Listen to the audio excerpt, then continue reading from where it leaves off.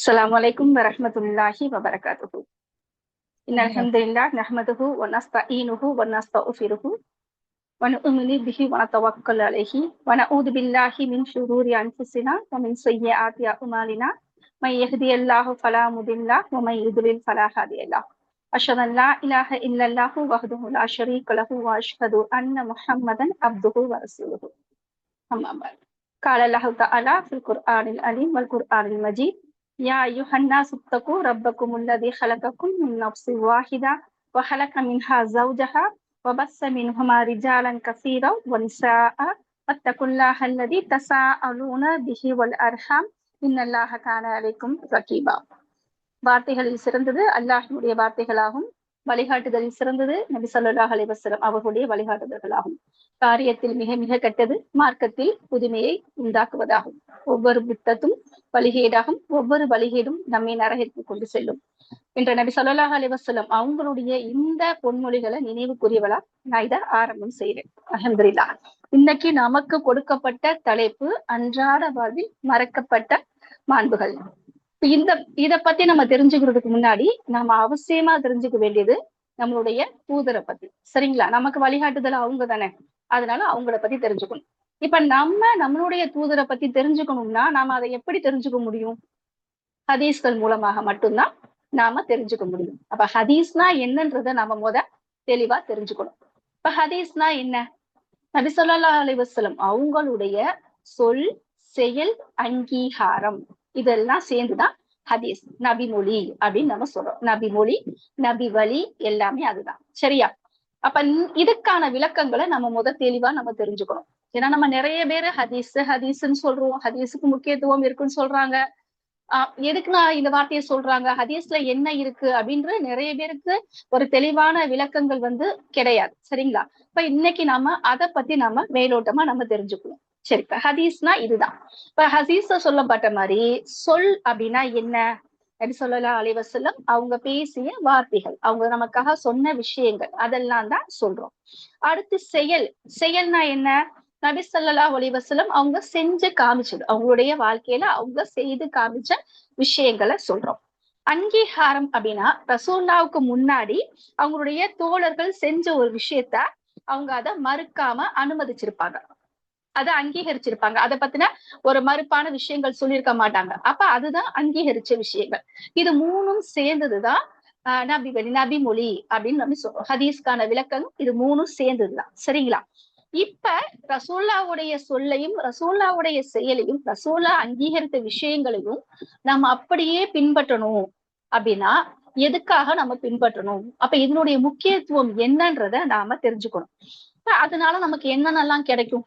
இந்த விஷயங்களை ஃபாலோ பண்றதுனால நமக்கு என்னென்னலாம் கிடைக்கும் அப்படின்னா, முதல் விஷயம், இங்க உலகத்துல அல்லாஹ் நம்மளை படைச்சு நமக்காக அல்லாஹ் தூதரை அனுப்பி நமக்காக அல்லாஹ் வேதத்தை இறக்குனானே எதுக்காக?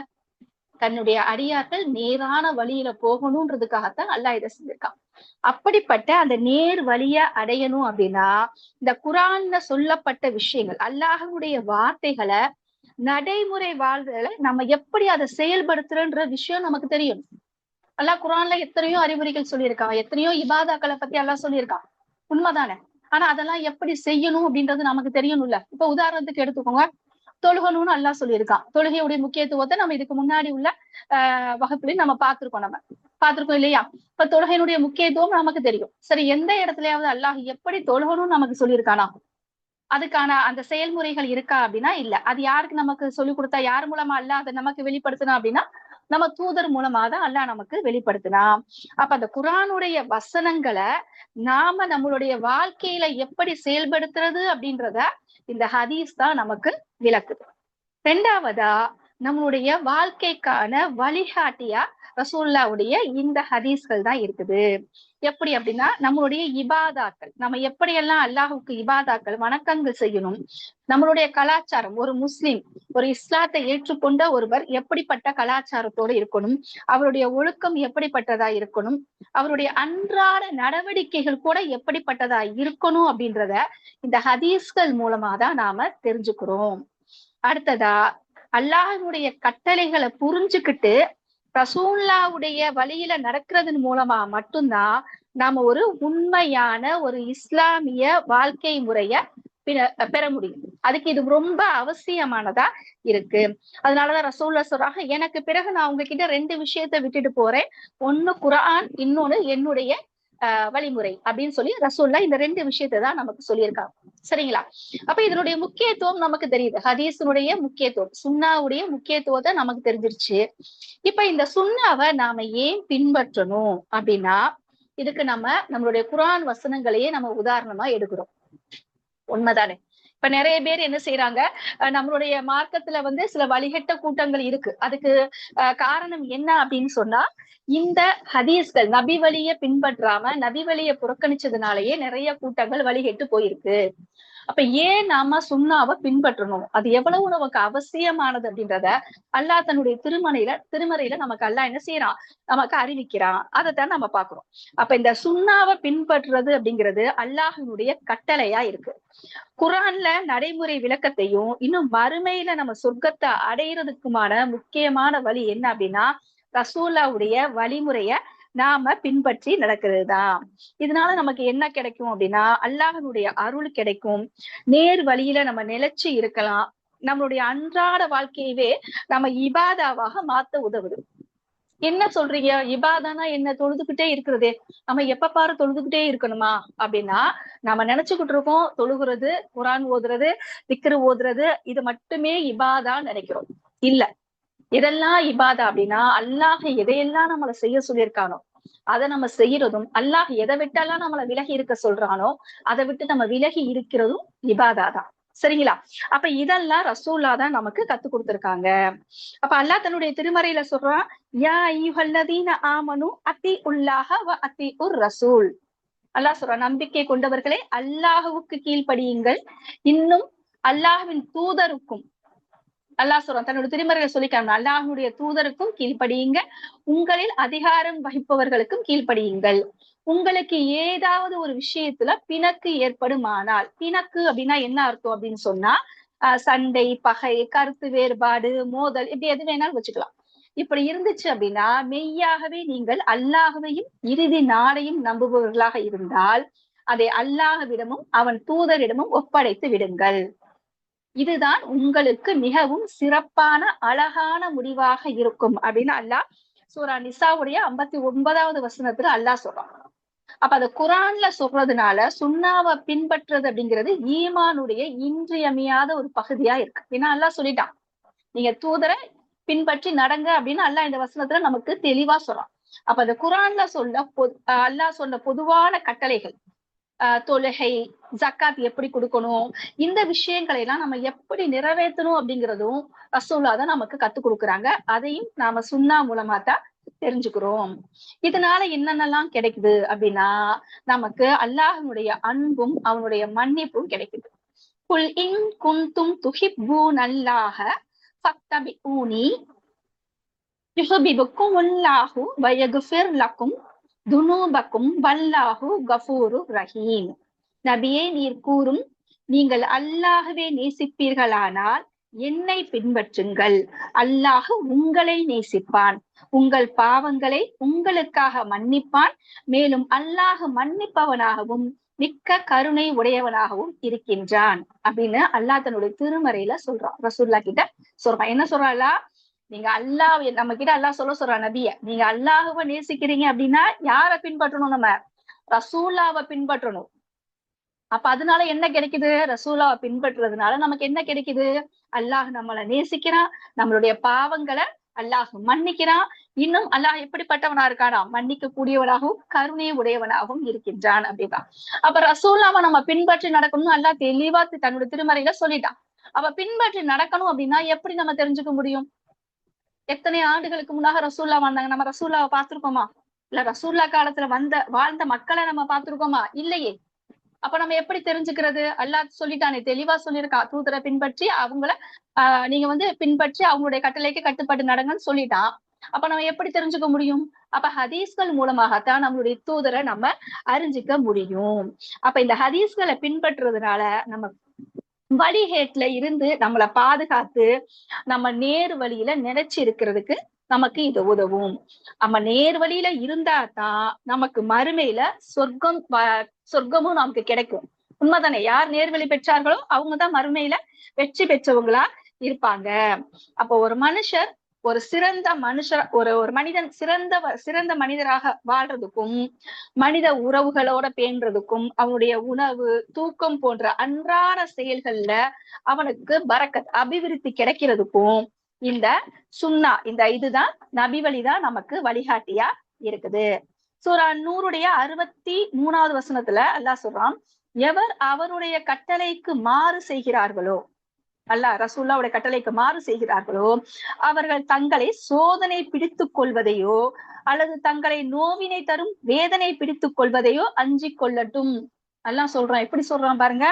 ரசூலுல்லாஹ்வுடைய வழிமுறைய நம்ம யாரெல்லாம் பின்பற்றாம அதுக்கு மாறு செய்யறாங்களோ, அவங்க சொல்லிட்டு போன விஷயங்களுக்கு மாறு செய்யறாங்களோ, அவங்களுக்கு சோதனை அவங்கள பிடிச்சுக்கும்ன்றத நினைச்சு அவங்க பயந்து இருந்துக்கட்டும் அப்படின்னு அல்லாஹ் எனக்கு இந்த வசனத்துல அல்லாஹ் சொல்றான். இன்னும் அல்லாஹ் சொல்றான், உங்கள் இறைவன் மேல் சத்தியமாக அவர்கள் தங்களிடையே எழுந்த சச்சரவுகளில் உண்மை நீதிபதியாக ஏற்று பின்னர் நீர் தீர்ப்பு செய்தது பற்றி எத்தகைய அதிருப்தியையும் மனங்களில் கொள்ளாது அந்த தீர்ப்பை முற்றிலும் ஏற்றுக்கொள்ளாத வரையில் அவர்கள் நம்பிக்கை கொண்டவர்கள் ஆக மாட்டார்கள். இப்ப நம்மளுடைய பிரச்சனை என்ன? இப்ப நிறைய பேர் நம்மள என்ன செய்யறோம் அப்படின்னா, இப்ப ஒரு சொத்து விஷயத்துல ஏதோ நமக்கு ஒரு சந்தேகம் வந்துருச்சு. குரான்ல அல்லாஹ் சூரா நிசால அவ்வளவு விளக்கமா சொல்லியிருக்கான். ஆனா நமக்கு அது எல்லாமே தெளிவா புரியறது கிடையாது இல்லையா? இப்ப எத்தனை பேருக்கு வசனங்களை படிச்சோன்னு நமக்கு புரியும்? அப்படி கிடையாது. அப்ப நம்ம எந்த உதவியை தேடுறோம்? ஹதீஸுடைய உதவியை நம்ம தேடுறோம். ரசூலுல்லாஹ்வுடைய ஹதீஸ்கள் மூலமாக நாம அதுக்கான விளக்கங்களை தெரிஞ்சுக்கிறோம். ஆனா சிலர் என்ன செய்யறது, அதுல அவங்களுக்கு ஆகுமானதை அவங்க ஏற்றுக்கொள்ள கூடியதா இல்லாம அவங்களுக்கு பாதகமா இருக்கிற மாதிரி அந்த முடிவு இருந்துச்சு அப்படின்னா அவங்க என்ன செய்யறது, அதை அப்படியே விட்டுருவாங்க. அதை அவங்க எடுத்துக்க மாட்டாங்க. ஆனா அல்லாஹ்வுடைய கட்டளையை தான் ரசூலுல்லாஹ் சொல்றாங்க. அப்ப ரசூலுல்லாஹ்வுடைய கூற்ற எந்த விதமான அதிருப்தியும் இல்லாத நிலையில நம்ம ஏத்துக்கிட்டாதான் நாம நம்பிக்கை கொண்டவர்களாக இருப்போம் அப்படின்னு அல்லாஹ் என்ன செய்யறான் அந்த வசனத்துல நமக்கு சொல்லுறான். இன்னும் அல்லாஹ் சொல்றான், மேலும் நம் தூதர் உங்களுக்கு எதை கொடுக்கின்றாரோ அதை எடுத்துக்கொள்ளுங்கள். அல்லாஹ் எதை கொடுக்குற ரசூலுல்லாஹ் எதை நம்மள செய்ய சொல்றாங்களோ, எதை இது பண்றாங்களோ அதை நீங்க எடுத்துக்கோங்க. இன்னும் எதை விட்டும் உங்களை விலக்குகின்றாரோ அதை விட்டும் விலகிக் கொள்ளுங்கள். மேலும் அல்லாஹுவை அஞ்சிக் கொள்ளுங்கள். நிச்சயமாக அல்லாஹ் வேதனை செய்வதில் மிக கடுமையானவன். அல்லாஹ் நம்மளை படைச்சு நம்ம எப்படி நேரான வழியை நடக்கணும் அப்படிங்கிறதுக்காக நமக்கு வேதத்தை கொடுத்து அந்த வேதத்தை தெளிவுபடுத்துறதுக்காக நமக்கு தூதர்களையும் கொடுத்து இதுக்கு மேல நம்ம என்ன செய்ய முடியும்? ஒரு பழமொழி சொல்லுவோம் இல்லையா, வாழைப்பழத்தை உரிச்சு வாயில தான் வைக்க முடியும், நம்ம தானே சாப்பிட முடியும். அந்த மாதிரி தானே இது. சொல்லுங்க, எவ்வளவு தெளிவான ஒரு விஷயம். நம்ம மார்க்கம் எவ்வளவு தெளிவான மார்க்கமா இருக்குன்றத இந்த வசனங்களே நமக்கு தெளிவா தெரியுது. ஆனா வேதத்தை கொடுத்துட்டு என்ன சொல்றோம், இதை புரிஞ்சுக்கக்கூடிய பக்குவம் எல்லாத்துக்கும் இருக்கும்னு சொல்ல முடியாது. அதனாலதான் தன்னுடைய அடியார்களை பத்தி படைச்ச ரப்புக்கு தெரியும் இல்லையா? அப்ப நமக்கு தெளிவுபடுத்தணுங்கிறதுக்காகத்தான் அல்லாஹ் தூதர்களை அனுப்புறான்.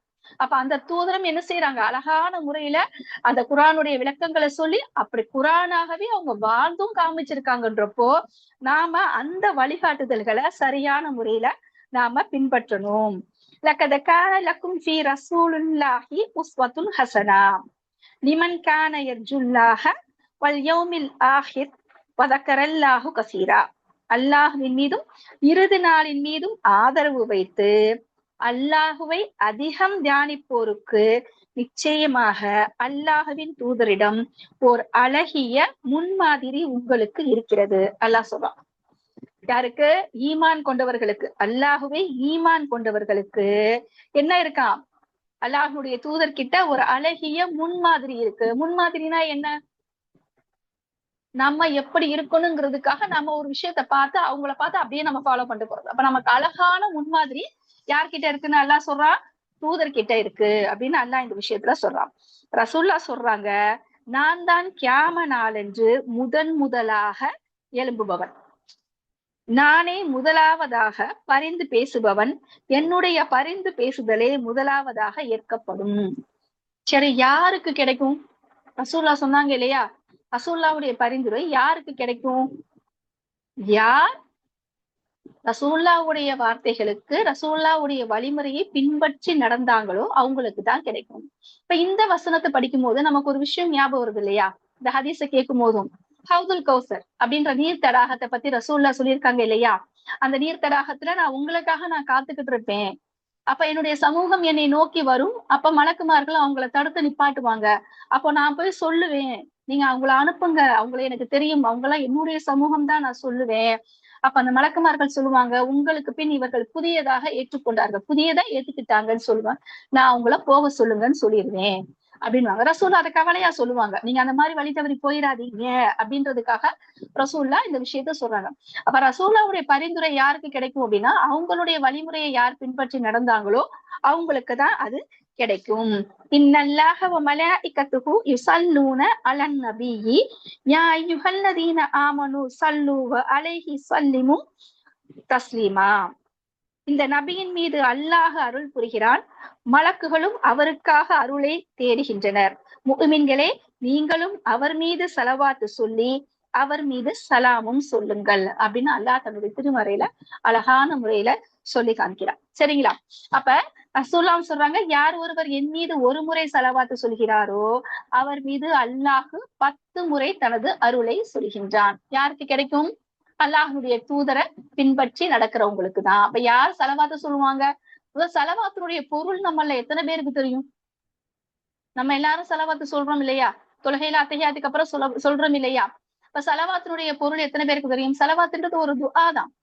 நமக்காக, நம்முடைய தூதருக்காகவும் நமக்காகவும் கேட்கக்கூடிய ஒரு துஆ தான். நாம கேட்கிற துஆவுக்கு அல்லாஹ் அவள் 10 முறை நான் உங்களுக்கு அருள் புரியுறேன் அப்படின்னு அல்லாஹ் சொல்றான். அப்ப நம்ம அல்லாஹ்வுக்கு கீழ்படுகிறது, அல்லாஹ்வுக்கு அல்லாஹ் மேல நம்ம அன்பு செலுத்துறது மட்டும் இல்லாம அல்லாஹ்வுக்கு மட்டுமே முழுக்க முழுக்க கட்டுப்பட்டு வாழ்றது. இபாதான அதுதான். வணக்கம் செய்யறோம் இல்லையா? அல்லாஹ்வுக்கு தொழுகிறோம், நோன்பு வைக்கிறோம், குர்ஆன் ஓதுறோம், திக்ரு ஓதுறோம் இல்லையா?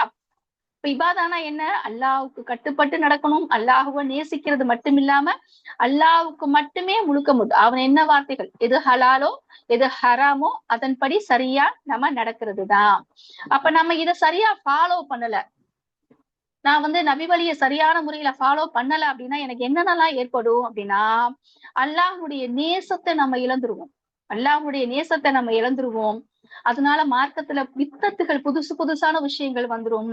வணக்க வழிபாடுகள் அதெல்லாம் நிராகரிக்கப்படும். மறுமையில நம்ம நஷ்டம் அடைஞ்சிருவோம். எப்படி இதெல்லாம் நடக்கும் அப்படின்னு சொன்னா, வணக்கங்கள் நிராகரிக்கப்படுதல்னா என்ன? வணக்கங்கள் கஷ்டப்பட்டு தொழுகிறோம், கஷ்டப்பட்டு நோன்பு வைக்கிறோம், கஷ்டப்பட்டு திக்ரு ஓதுறோம், நம்ம இவ்வளவு மெனக்கட்டு நம்ம செய்யறோம், குர்ஆன் ஓதுறோம். ஏன் இதெல்லாம் நிராகரிக்கப்படுதுன்னா, ரசூலுல்லாஹ்வுடைய வழிமுறைப்படி அமையாத எந்த ஒரு இபாதாவும் அல்லாஹ்விடத்துல நிராகரிக்கப்படுது. ரசூலுல்லாஹ் எந்த வழியில சொல்லி கொடுத்திருக்காங்களோ அந்த வழியில தான் நாம அதை செய்யணும். அடுத்து நம்ம வழிகேட்டுல விழுகிறோம். இப்ப குர்ஆனும் ஹதீஸும் அவசியமான ஒண்ணு. அதை விடுத்துட்டு நம்ம சுய விருப்பப்படி, நம்ம இஷ்டத்துக்கு, நம்ம மனசுக்கு சொல்றபடிலாம் நம்ம நடக்கணும்னு நினைச்சோம் அப்படின்னா அது என்ன செஞ்சிரும்? நம்மள நேரான வழியை விட்டு திசை திருப்பிரும். இதனால நம்ம நேரான வழியை விட்டு திசை மாறி நம்ம போயிட்டா என்ன ஆகும்? அல்லாஹ்வுடைய அன்பையும் அல்லாஹ்வுடைய நேசத்தையும் நம்ம இழந்து அல்லாஹ்வுடைய கோபத்திற்கு நாம ஆளாயிருவோம். அப்ப அல்லாஹ்வுடைய கோபத்துக்கு ஆளான ஒரு மனிதனுடைய நிலை என்னவா இருக்கும் மறுமையில? அப்ப என்ன இருக்கும்? அவருக்கு மறுமையில அவர் வெற்றி கிடைக்காது. அவர் நரக வேதனைக்கு தள்ளக்கூடிய அந்த நிலையை அவர் அடைஞ்சிருவாரு. சரியா?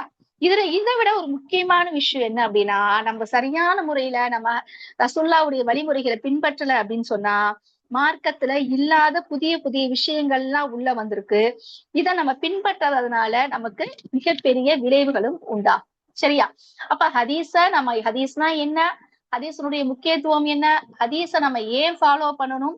ஹதீஸை ஃபாலோ பண்ணல அப்படின்னா நம்மளுடைய நிலை என்னவா ஆகும் அப்படிங்கிறத நம்ம பார்த்தோம். சரிங்களா? இப்ப அடுத்த தலைப்பு நமக்கு என்ன கொடுக்கப்பட்டதுன்னா, நம்மளுடைய அன்றாட வாழ்வில் மறக்கப்பட்ட சுன்னாக்கள். சரிங்களா? இதெல்லாம் நம்ம விட்டுருக்கோம். இப்ப இந்த விஷயத்த பார்க்கும்போது நமக்கு ரொம்ப அற்பமான விஷயங்களா தெரியும். இதெல்லாம் எனக்கு தெரியுமே, இதெல்லாம் எனக்கு தெரியுமே அப்படின்னு நம்ம சொல்லுவோம். ஆனா இதெல்லாம் நம்ம சரியா ஃபாலோ பண்றோமா அப்படின்னு கேட்டா அது நமக்கு ஒரு கேள்விக்குறியாதான் இருக்கு. சரிங்களா? இப்ப எந்தெந்த விஷயங்களை எல்லாம் நாம கவனிக்காம அலட்சியமா இருக்கிறோமோ அதனுடைய முக்கியத்துவத்தை தான் இப்ப நம்ம பார்க்க போறோம். சரிங்களா? அப்ப அன்றாட வாழ்க்கையில நம்மால மறக்கப்பட்ட நாம மறந்த சுண்ணாக்கள் ரசூலுல்லாவுடைய வழிமுறைகளை தான் நம்ம பாக்குறோம். இது நிறைய இருக்கு. நம்ம என்ன இவ்வளவு ஈஸியா சொல்றீங்க அப்படின்னு நினைக்கிறோம். ஆனா இந்த ஈஸியான விஷயங்களையும் நமக்கு அவ்வளவு நன்மைகள் இருக்கு. சரிங்களா? அப்ப நம்ம ஆரம்பத்துல இருந்து வருவோம். தூங்கி எழுந்தவுடன் மூக்கை சுத்தம் செய்தல். இது நம்ம எத்தனை பேர் நம்ம இதை செய்யறோம்? ரசூலா சொல்றாங்க, நீங்க தூங்கி எந்திரிச்சோன்னு உங்களுடைய கைகளை கழுவிட்டு அதுக்கப்புறம் நீங்க என்ன செய்யுங்க, நீங்க எதுனாலும் செய்யுங்க, ஃபர்ஸ்ட் உங்களுடைய கைகளை கழுவிடுங்க அப்படின்றாங்க. நம்ம எத்தனை பேரு தூங்கி எந்திரிச்சோன்னு கைகளை கழுவுறோம்? அதுக்கு ரசூலா அழகான விளக்கம் சொல்றாங்க, தூக்கத்தில் உங்கள் கை எங்க இருந்தது என்பதை நீங்கள் அறிய மாட்டீர்கள் அப்படின்னு சொல்றாங்க. அப்ப அது உண்மைதானே? அப்ப நம்ம எந்திரிச்ச உடனே நம்மளுடைய கைகளை கழுவக்கூடியவங்களா இருக்கணும். அடுத்து நம்மளுடைய மூக்கை சுத்தம் செய்யக்கூடியவங்களா இருக்கணும். இப்ப தூங்கி எந்திரிச்ச உடனே நம்மளுடைய மூக்கை 3 முறை தண்ணீரை கொண்டு நாம சுத்தம் செய்யணும். அடுத்தது நம்ம தூங்குறதுக்கு முன்னாடி செய்யற சுண்ணாக்கு. ஃபர்ஸ்ட் நம்ம என்ன செய்யணும்? தூங்குறதுக்கு முன்னாடி நம்ம ஒதுவுடைய இருக்கணும். ஒதுவோட தூங்குறது நமக்கு சுண்ணா. அடுத்து நம்மளுடைய படுக்கையை நம்ம தட்டி விடணும். அதாவது படுக்கை தூங்குறதுக்கு முன்னாடி நம்மளுடைய ஆடையும் சரி, நம்ம படுக்கக்கூடிய இடத்தையும் சரி, நாம என்ன செய்யணும்? தட்டி அதை சுத்தம் பண்ணிட்டு தூய்மை. அதாவது எப்படி இது எதுக்கு சொல்றது அப்படின்னு சொன்னா, ஏதாவது பூச்சிகள், விஷ ஜந்துக்கள் இருக்கலாம், ஏதாவது இருக்கலாம். சோ நம்ம கேர்ஃபுல்லா நல்லா அதை உதறிட்டு, போர்வையெல்லாம் உதறிட்டு நம்ம என்ன செய்யணும்? சுத்தப்படுத்திட்டு நம்ம படுக்கணும். படுக்கும் போது நம்ம வலது பக்கமா சரிஞ்சு படுக்கிறது. வலது பக்கத்துல நம்ம படுக்கிறது. வலது கைய நம்மளுடைய கன்னத்தின் கீழே வச்சு வலது பக்கமா நம்ம சாஞ்சு படுக்கிறது ஒரு சுண்ணா. சரியா?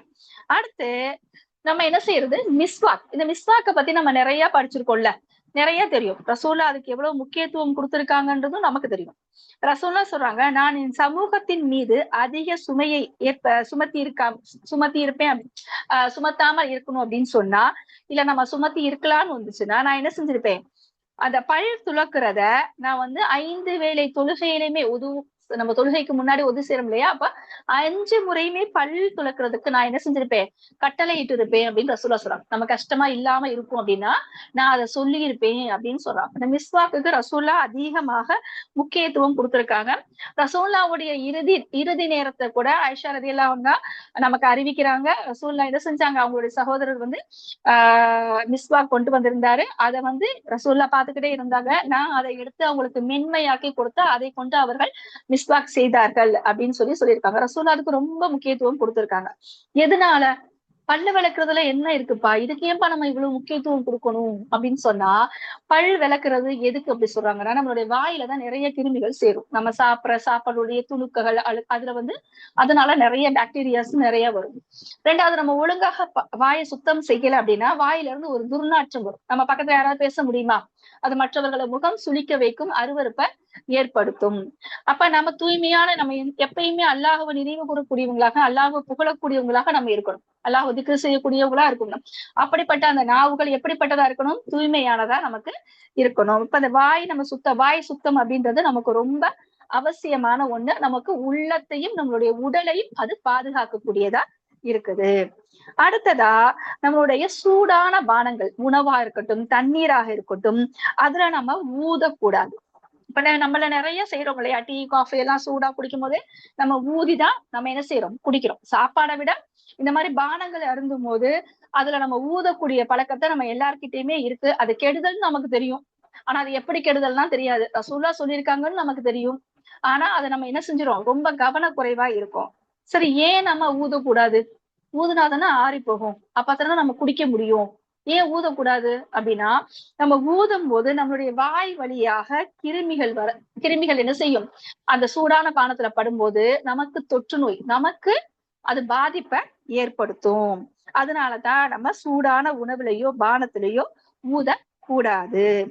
அடுத்ததாக, நம்ம தண்ணீர் அருந்தும் போது நம்ம 3 மூச்சுகள்ல தண்ணீர் அருந்தது. அதை மடன்னு குடிக்காம நம்ம என்ன செய்யறது? ஒவ்வொரு முடக்குன்னு சொல்லுவோம் இல்லையா? அந்த மாதிரி 3 மூச்சுகள்ல நம்ம தண்ணி குடிக்கிறது. அதே மாதிரி அந்த தண்ணீரை அருந்தும் போது நம்ம அமர்ந்து கொண்டு தண்ணீர் அருந்துறது. சாப்பிடும் போதோ நம்ம தண்ணி குடிக்கும் போது நம்ம உட்கார்ந்துகிட்டு நம்ம என்ன செய்யணும்? ஏன் அமர்ந்துகிட்டு செய்யணும் அப்படின்னு சொன்னா, நாம நின்னுகிட்டே நம்ம தண்ணீர் குடிச்சா என்ன ஆகும் அப்படின்னா, நமக்கு ஜீரண கோளாறுகள் அது உண்டாக்கும். இதனால சரி அதனால உட்கார்ந்து சாப்பிட்டா அப்ப என்ன கிடைக்குது? உட்கார்ந்து குடிச்சா என்ன கிடைக்குது அப்படின்னு சொன்னா, நம்மளுடைய சிறுநீரகத்துல உள்ள நச்சுக்களை எல்லாம் அது வடிகட்ட சிறப்பான முறையில வடிகட்ட அது உதவுது. அதனால நமக்கு மூட்டு வலி, நம்மளுடைய தசை இறுக்கம், தொண்டையில அடைப்பு இதெல்லாம் ஏற்படுறத தவிர்க்கிறது. இவ்வளவு தூரம் நம்ம உடம்புக்கு நல்லது. எது? நாம அமர்ந்து உண உணவு அருந்துவதாக இருக்கட்டும், பானம் அருந்துவது 2மே சாப்பிடறதா இருந்தாலும், தண்ணீர் குடிக்கிறதா இருந்தாலும் நம்ம உட்கார்ந்து செய்யணும். ஆனா இப்ப நிறைய நம்ம ஹோட்டல்கள்ல வெளி இடங்கள்ல போனாலும் எப்படி இருக்குது? நின்னுக்கிட்டு சாப்பிடுற மாதிரியான அந்த சிஸ்டம் தான் இருக்குது. சரியா? அப்ப ஏன் அப்படின்னு சொன்னா நம்மளும் அதான் ஃபாலோ பண்றோம். கேட்டா இடம் இல்லைல, சேர் இல்லைல, என்ன செய்யறது அப்படின்னு நம்மளும் அதை ஃபாலோ பண்றோம். அதை முடிஞ்ச அளவு நம்ம என்ன செய்யணும்? தவிர்க்கக்கூடியவங்களா இருக்கணும். அடுத்ததாக நம்ம சாப்பிடக்கூடிய ஒழுங்கு. நம்ம சாப்பிடும்போது நம்மளுடைய தட்டுல ஓரத்துல இருந்தா சாப்பிடணும். நடுவுல இருந்துட்டோ இல்ல அந்த பக்கத்துல இருந்தோ அப்படிலாம் நம்ம சாப்பிடக்கூடாது. ஏன் அப்படின்னா ரசூலுல்லாஹ் சொல்றாங்க, தட்டினுடைய நடுப்பகுதியில சாப்பிடுறத தவிர்த்துட்டு ஓரங்கள்ல சாப்பிடுறது சிறந்தது. 2வது சாப்பிடும் போது நம்ம வலது கையை தான் நம்ம பயன்படுத்தணும். நம்ம என்ன செய்யணும்? வலது கைய பயன்படுத்தணும். இப்ப நிறைய லெஃப்ட் ஹேண்ட்ல யூஸ் பண்றவங்க இருக்காங்க. லெஃப்ட் ஹேண்ட் பழக்கமானவங்க இருக்கிறாங்க. அப்படிப்பட்டவங்க நம்ம எழுதுறதுக்கு நீங்க லெஃப்ட் ஹேண்ட் யூஸ் பண்றீங்களா? பிரச்சனை இல்ல. ஆனா சாப்பிடும் போது நம்ம என்ன செய்யணும்? வலது கையை தான் பயன்படுத்தணும். நம்ம அதுக்கான பிராக்டிஸ் சின்ன பிள்ளைங்களா இருந்துச்சுன்னா ஆரம்பத்திலேயே நம்ம அந்த பழக்கத்தை குழந்தைகளுக்கு ஏற்படுத்தணும். நம்ம நிறைய பேர் லெஃப்ட் ஹேண்ட் சாப்பிடறத நம்ம பார்க்கத்தானே செய்யறோம். ஆனா நமக்குடைய மார்க்கத்துல அது ரசூலா என்ன செஞ்சிருக்காங்க? அப்படி சாப்பிடக்கூடாது அப்படின்னு தான் சொல்லியிருக்காங்க. அடுத்து நம்ம சாப்பிடும் போது கீழே ஏதாவது சாப்பாடு உணவு சாதம் சோறெல்லாம் விழுந்துருச்சு அப்படின்னு சொன்னா அதை நம்ம அலசி சுத்தம் பண்ணிட்டு நம்ம அதை சாப்பிடலாம். ஏன் அப்படின்னா நீங்க அதை ஷைத்தானுக்கு விட்டுறாதீங்க. அது ஷைத்தான் சாப்பிடக்கூடியதாயிரும், நீங்க விட்டுறாதீங்க அப்படின்னு ரசூலுல்லாஹ் சொல்றாங்க. சரியா? அடுத்தது என்ன அப்படின்னா சலாம் கூறுதல். இது ரொம்ப ஹதீஸ். ஒரு முஸ்லிம் இன்னொரு முஸ்லிமுக்கு செய்ய வேண்டிய கடமைகள்ல உள்ளது சலாம் சொல்றது. சரிங்களா? ஆனா நம்ம அப்படி சலாம் சொல்றோமா? யோசிச்சு பாருங்களேன். சலாம் சொல்றது தெரிந்தவர் தெரியாதவர் அனைவருக்கும் சலாம் சொல்லுவது. சலாம் சொல்றதுல எவ்வளவு நன்மை இருக்கு நமக்கு தெரியும். சரிங்களா? சலாம் சொல்லும் போது நம்ம முழுமையான சலாம்னு இருக்கு. அஸ்ஸலாமு அலைக்கும் வரஹ்மத்துல்லாஹி வபரகாத்துஹு. இப்ப முழுமையா சொல்லும் போது நமக்கு எத்தனை நன்மை கிடைக்குது? 30 நன்மை கிடைக்குது. நம்மள நிறைய பேர் அஸ்லாம் அலைக்கும் அஸ்லாம் அலைக்கும் அப்படின்னு சொல்லிட்டு போயிடுறோம். ஏன் அந்த 30 நன்மை நமக்கு வேணாமா? 10 வச்சு என்ன செய்யறது? அஸ்ஸலாமு அலைக்கும்னா 10 தான் கிடைக்கும். அஸ்ஸலாமு அலைக்கும் வரஹ்மத்துல்லாஹினா 20. அஸ்ஸலாமு அலைக்கும் வரஹ்மத்துல்லாஹி வபரகாத்துஹுனா 30. அப்ப சலாமை முழுமைப்படுத்துங்கள். முழுமையான சலாம் சொல்றதுன்னா அஸ்ஸலாமு அலைக்கும் வரஹ்மத்துல்லாஹி வபரகாத்துஹு அப்படின்னு நம்ம சலாம் சொல்லணும். பதில் சலாமும் அப்படித்தான் நம்ம சொல்லணும். சரிங்களா? அப்ப இந்த சலாமை யாருக்கு சொல்றது? நமக்கு தெரிஞ்சவங்க, நமக்கு பழக்கமானவங்க, நம்ம சொந்தக்காரவங்க, அவங்களுக்கு மட்டுமா? இல்ல. ஒரு முஸ்லிம் இன்னொரு முஸ்லிமை பார்த்தா அவங்க தெரிஞ்சவங்களா இருக்கலாம், தெரியாதவங்களா இருக்கலாம், சொல்லலாம். அதுல நம்ம என்ன செய்யக்கூடாது? சங்கடப்பட்டுக்கிட்டு இல்ல நம்ம சொல்லாம இருக்கக்கூடாது. ஏன்னா இது ரசூல்லா நமக்கு சொன்ன விஷயம். அதை நம்ம சரியான முறையில பின்பற்றக்கூடியவங்களா இருக்கணும். சலாத்தை பரப்புங்கள். அல்லாஹ்வுக்கு பிடித்தமான விஷயங்கள்ல ரசூல்லா சொல்லும்போது என்ன சொல்றாங்க? சலாத்தை பரப்புங்கள் அப்படின்றதையும் ரசூல்லா சொல்றாங்க. அடுத்ததாக நம்மளுடைய புன்னகை. நம்ம சிரிக்கிறது. நம்மளுடைய சகோதரரை பார்த்து நம்ம சிரிச்ச முகமா இருக்கிறது. பிறரை பார்க்கும் போது நம்ம புன்னகை செய்யறது. இதெல்லாம் நமக்கு ஒரு சதக்காவா இருக்குன்னு சொல்றாங்க ரசூல்லா. இதுவும் உங்களுக்கு தர்மமாக இருக்கு அப்படின்னு ரசூல்லா சொல்றாங்க. சரிங்களா? இப்ப இதுவரை பார்த்த விஷயங்கள் எல்லாம் நம்மளுடைய அன்றாட வாழ்க்கையில நம்ம செய்யக்கூடிய விஷயங்களா பார்த்தோம். இப்ப அடுத்ததான் நம்ம என்ன பார்க்கிறோம் அப்படின்னா கடை வீதிக்கு செல்லும் போது துஆ ஓதுவது. கடை வீதிக்கு செல்லும் போது துஆ ஓதுவது. கடை வீதிக்கு போகும்போது ஏன் துஆ ஓதணும்? நான் தான் வீட்டை விட்டு வெளியே வரும்போது துஆ ஓதிட்டு தானே வந்தேன். எதுக்குன்னா கடை வீதிக்கு போகும்போது துஆ ஓதணும் அப்படின்னு சொன்னா இதுல என்னென்னலாம் விஷயங்கள் இருக்கு?